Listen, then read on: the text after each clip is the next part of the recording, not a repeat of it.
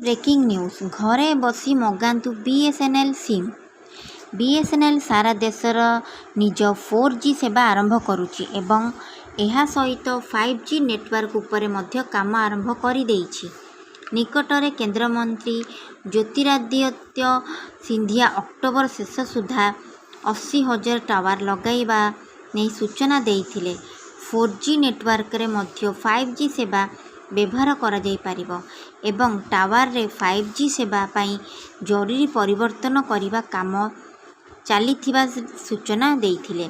अन्य telecom company माने निज रिचार्ज दाम बढ़ाइबा परे बीएसएनएल चाहिदा बढ़िबार लागिछि। जुलाई मासरे आंध्र प्रदेश रे 2,17,000 बीएसएनएल सिम कार्ड जारी होइछि।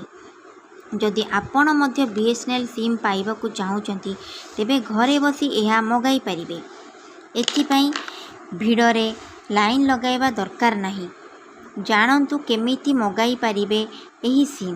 प्रथमे वेबसाइट को जानतु। सिम कार्ड क्रय बटन उपरे क्लिक करंतु। ऑपरेटर रूपे बीएसएनएल चयन करंतु। एहा परे निज पसंदर एवं एफआरसी प्लान चयन करंतु। जरूरी सूचना ओटीपी दियंतु। वेबसाइट रे दिया जाइथिबा समस्त सूचना यथा ना ठिकाना फोन नंबर दियंतु। एहा परे वेबसाइट द्वारा दिया जाइथिबा ओटीपी भरंतु।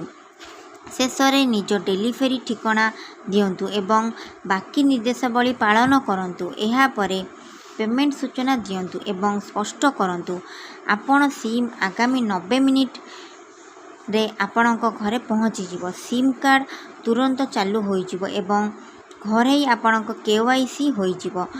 धीरे धीरे सारा देश यही सुविधा लागू होई जिवो। आगो को नहीं आसी आपणक मान पई किछि नुआ नुआ खबर। सुस्थ रुहंतु, सतर्क रुहंतु। नमस्कार ओडिशावासी।